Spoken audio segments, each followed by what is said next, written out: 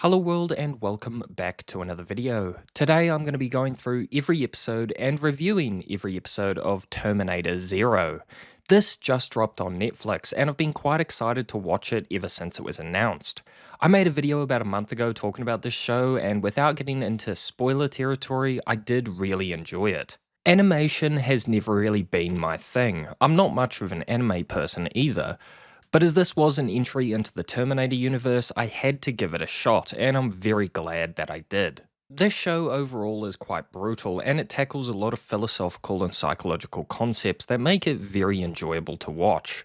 These concepts especially are not something that you would usually watch Terminator for, but in this show they hit the nail right on the head.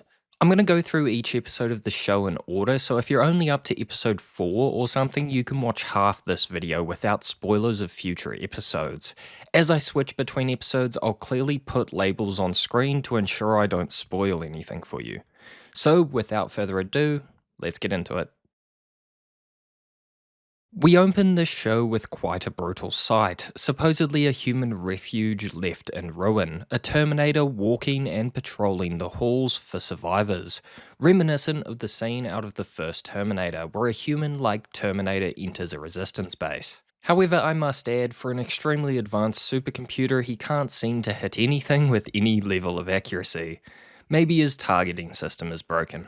However, this opening scene is a massive spectacle, and although I'm not a big animation guy, this does look really good.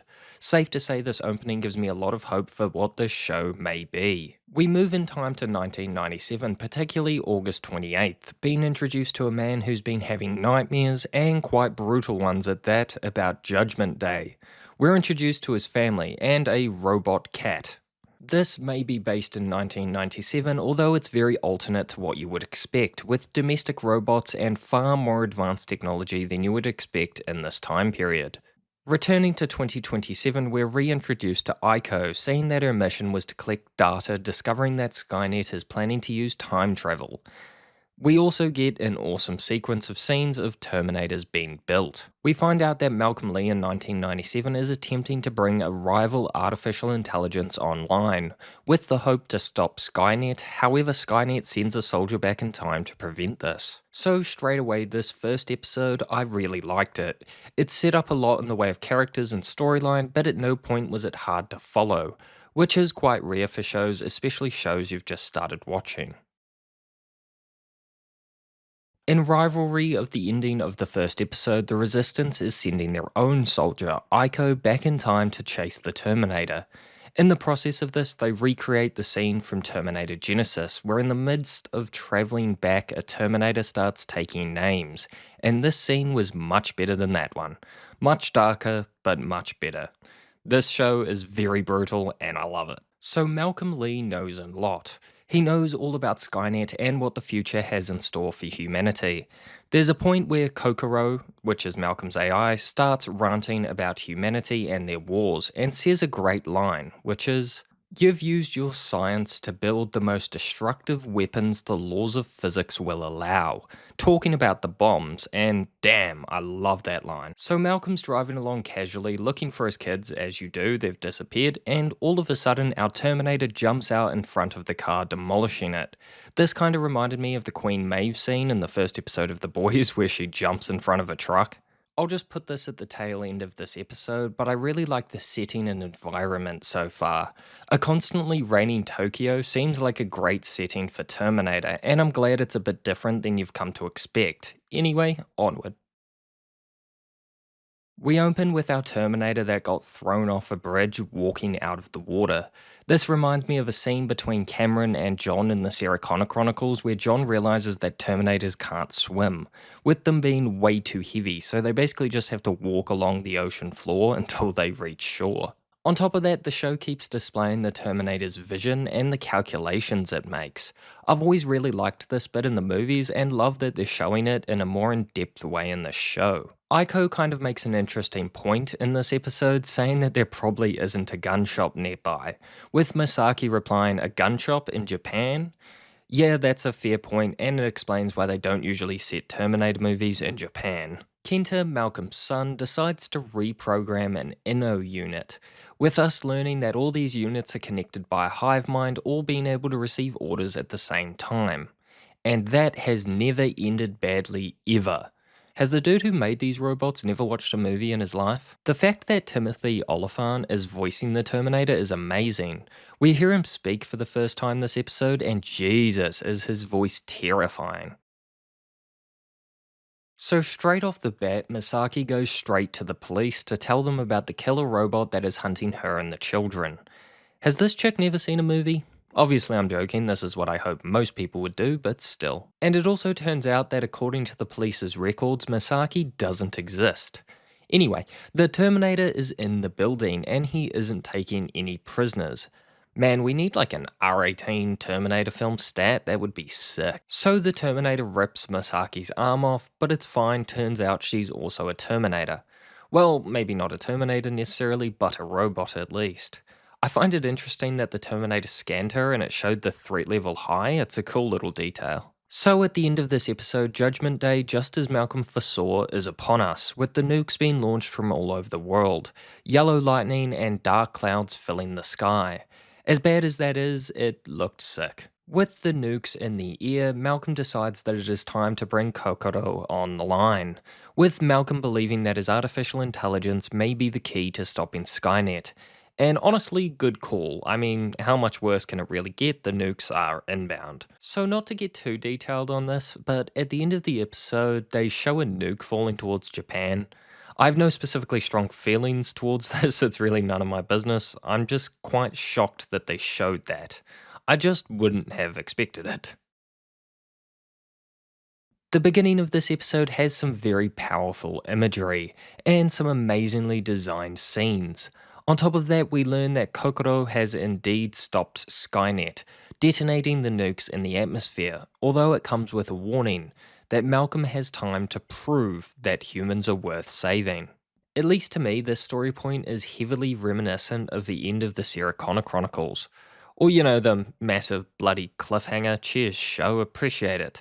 So, with that crisis averted, the Innos are now marching in packs, hunting down anyone who poses a threat to them. If only you could have seen that one coming. Hive minds, robots, two things that don't usually mix well. So it does turn out that the evil Innos are being controlled by Kokoro. I was thinking it might have been Skynet sort of fighting back, but apparently not. The conversations between Kokoro and Malcolm are also becoming one of my favourite parts of this show so far. They're often very philosophical and it fits quite well in the Terminator universe. We end this episode with a speech from Kokoro, basically stating that I am your saviour, and if you resist, then you will be killed, ending with comply or die. We open this episode with a lesson in time travel from our old wise prophet woman, mentioning that when traveling back that the past is no longer the past, but a whole new timeline. I like how they mention this because what happens to that future, it never exists, therefore you'd never go back in time. My head is starting to hurt. So we get a scene where Kenta has to shoot a guy, which is pretty rough for a kid, but then he goes to shoot Misaki and Hiro tackles him. Then Hiro berates him for being stupid or whatever while getting held in the air. This just made me crack up for what was quite a dark scene, putting that straight afterwards was some serious whiplash. Kenta and his sister are about to meet up when the Terminator uses voice mimicry to learn Kenta to him. The rest of the group finally meets up, but Kenta is taken. And there we go, mate, a Terminator and a motorcycle. We're complete and everyone's happy. I haven't actually got too much to put in about this episode. To be honest, there's some cool parts, but this has been one of the weaker ones. It kinda just served to get everyone together again. So Kokoro comes to the conclusion that before 1987 Malcolm Lee didn't exist, and it turns out that our mate Malcolm is from the future. We get some 2025 future war scenes as well in a flashback and this looks amazing. So it turns out that little Malcolm has been hunting Terminators since he was 5 years old. Child soldiers, that's just great. So much like we've seen in previous media, Malcolm was reprogramming Terminators but instead giving them free will rather than directives. It also turns out that Malcolm's first reprogrammed Terminator was Misaki, allowing her to think for herself and develop her own personality. I actually really enjoyed this story point and think they really nailed this. A bunch of terrible stuff happens, and Malcolm and Misaki have to go to the past. In order to activate Kokoro, however, Misaki has to sacrifice her CPU or her chip, which pretty much erases her memories, at least to some extent. I don't quite understand how she could even function without that. I swear removing these basically bricks Terminators, unless I may be mistaken.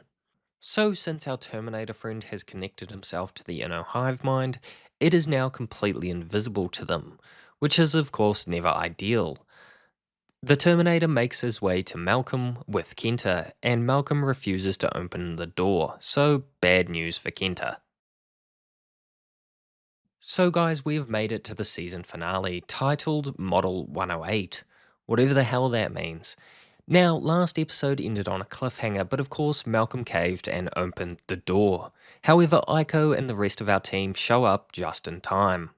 A large portion of this episode focuses on Aiko and Masaki taking on our Terminator, with him now being naked, well, skinless, flayed, I don't know, full metal jacket, with Malcolm coming to the rescue and freezing it.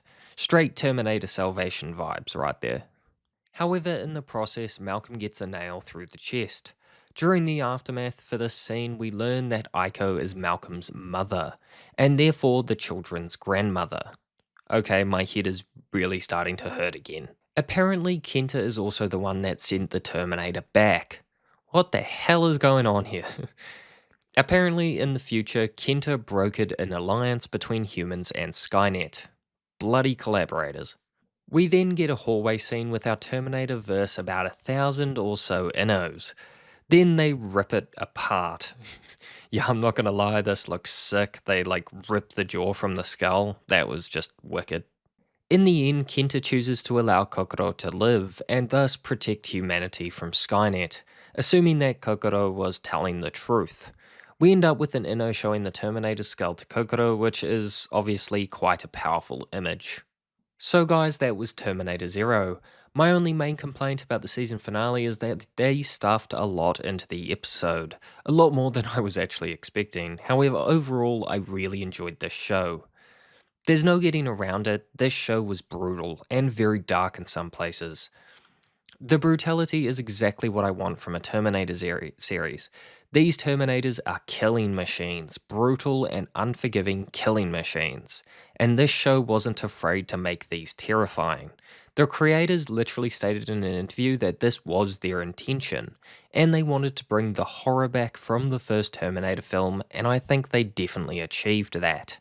It's possible that somebody could make the argument that at times this show was overly brutal. However, I don't believe it was. This brutality only took up small portions of the show and never felt overly extended.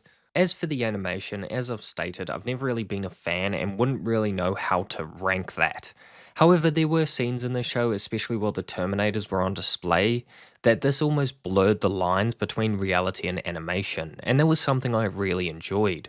Anyway, guys, I've been talking for way too long. Overall, I think this show is definitely a watch. How about yourself? What did you think of this show, and was it what you wanted? Make sure to let me know in the comments below, and if you enjoyed the video, feel free to leave a like and subscribe for more. Have a great day, and I'll see you later.